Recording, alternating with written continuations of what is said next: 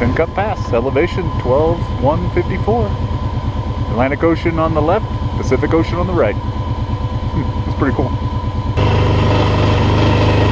I'll tell you, this road is so darn rough. I'm trying to drive a truck on it. You can see all the rocks in it, and it just beats you to death. And you know, with an ATV, you can just run right up it. It's great. But my son and I were hunting up here, archery season. Actually, we camped right here a few weeks ago. Had a bear get in our camp, and I left my cooler in the back of the truck. And you know, we got up here kind of late, and I was real tired, and so went to bed, and we heard all this huge racket, like somebody, actually kind of sounded like somebody ran into my truck. And it woke us up, and we kind of look at each other like, what the heck was that noise? And my son says, there's a bear in the back of the truck. And so he grabbed the cooler with his mouth and threw it out of the truck. And I say with his mouth because he left holes in it. But anyway, yeah, he threw it out of the truck, and by the time we got out there, you know, we spooked him off. He was just a little fella, and we actually saved all of our food. If he had been an older, wiser bear, he would have gotten away with stuff.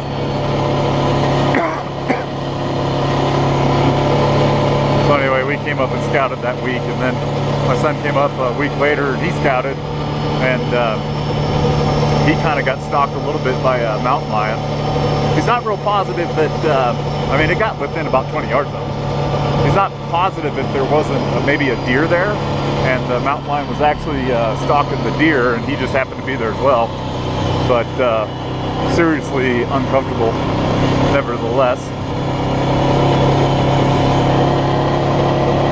So I let him take my 45 with him, and he had to shoot a couple shots off in the general direction of the animal just to spook it, because it wasn't leaving. And even when it did leave, it wasn't scared. So that was, anyway, this is pretty wild country up here. There's a wilderness area just real close by, and it's rugged, wild country. This is, I think, Mirror Lake is what they call this. They stock it. It's got fish in it. It's got some trouts. The boys and I caught some fish up here a few years back.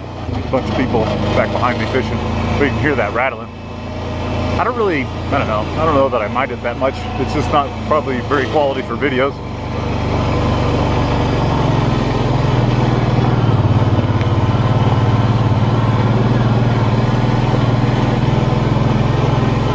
But there are, in addition to the mountain lions, the bears, the deer, the elk, there are moose up here.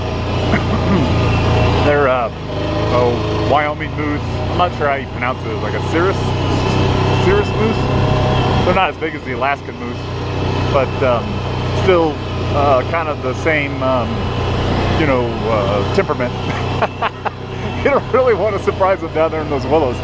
And the thing I didn't know about moose is that they really get up high in the summertime. They're up here in this high country, nibbling on all these yummy willows.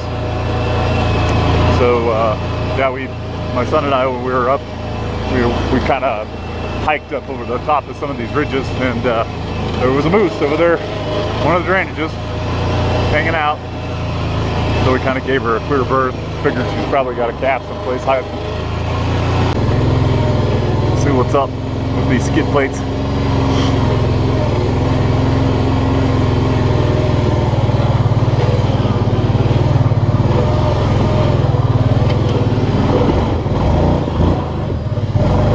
Woo, go Kawasaki! Go Kawasaki, go! Yeah, there's some skid plate action.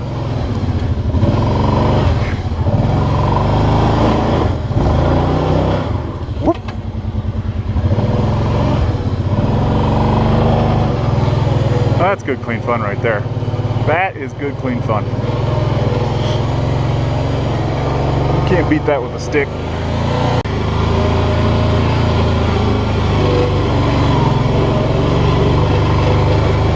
hoping maybe we could get a picture of a big bull, but big bull moose.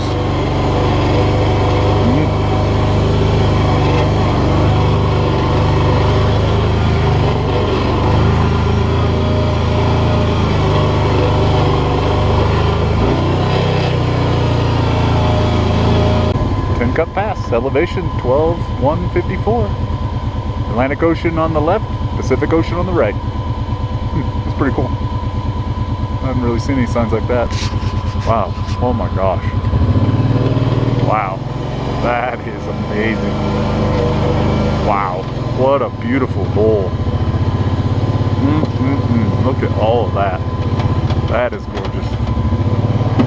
It's not my hunting unit. That's too bad. Because that is beautiful. Got to be an elk or a deer in there somewhere. Needs to be eaten. That's beautiful.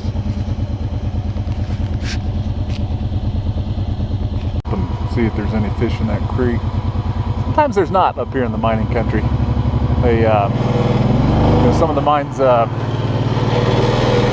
let loose a bunch of, hazardous materials, basically, back in the old days, and they never get cleaned up and they still leach, and so sometimes the fish, they're just not there, they're just dead streams. But that one looks good. I saw some fish jumping.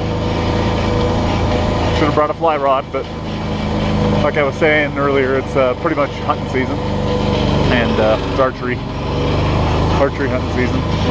I was up chasing some deer earlier this morning, put the moves on them, but didn't manage to. It was pretty much the stupidest deer I've ever tried to hunt. He wasn't very smart, but I missed him because he was closer to me than I thought. I thought he was a little further away, and I shot right over his back. And he didn't like that, so he left. But not a smart deer. Great big 3-point. I mean, his antlers weren't huge. His body was enormous. He was I think probably done growing. He's a big deer. I'm not scared of packing a deer out of country like this, but I tell you what, packing an elk out of country like this is for the young kids. But my son and his friend are up there in those alpine bowls, trying to get some victuals. By victuals, I mean a bull elk, and I just don't want any part of that. But ATVs are sure a good way to kind of get up to the, kind of get up to a launching point, and then you can kind of, instead of walking up all this way, you don't want to beat your truck up on these. But this road's actually pretty nice. The other road that, as you saw, was a POS. But this road's actually pretty good. I wouldn't have any problem bringing my truck up this. But you still save a lot of wear and tear by taking your ATV up instead. Plus it's fun. It just seems like they should be turning yellow by now. We've had a really unusual year. I was saying earlier about the creek, sometimes they're dead in this country, where mining went on. And, so you may have seen it on the news, the EPA of all people opened up an old mine, it collapsed, and for some reason, I don't know that they've even explained it yet, but for some reason they opened up the mine, and when they did, let loose just a torrent of water that was behind the cave-in, and millions of gallons spilled into the Animas River and poisoned it across 3 states. Made it from Colorado clear down to Lake Powell. Just it was a real nightmare situation, but anyway, probably say no. Doesn't look very much like a ghost town, actually. It looks kind of like people live here.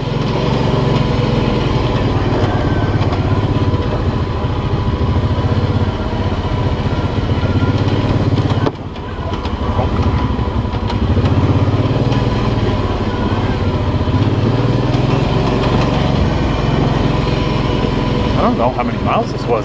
It seems like I've been riding a long time. No camping. Cars allowed outside saying, I don't know, by order of the county sheriff.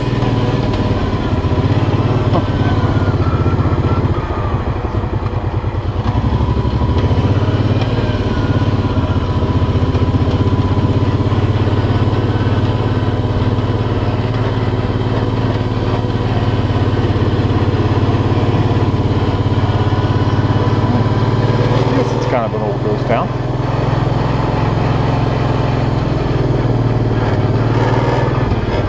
'85, that one says. That one's obviously not from 1885. That's probably a little newer. Maybe 1985. Probably newer than that even. Trying to find a good speed here where my skid plates don't rattle. Huh, these are pretty cute. Homer.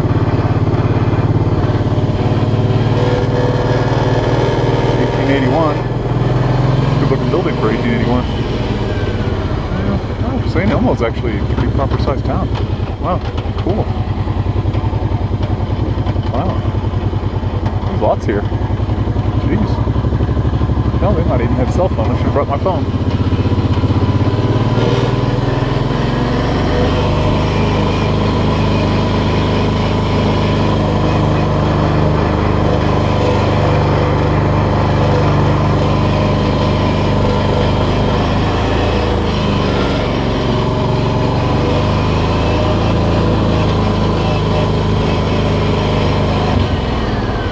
Capaz is 6 miles. Wow, sure felt like more than that. Alright.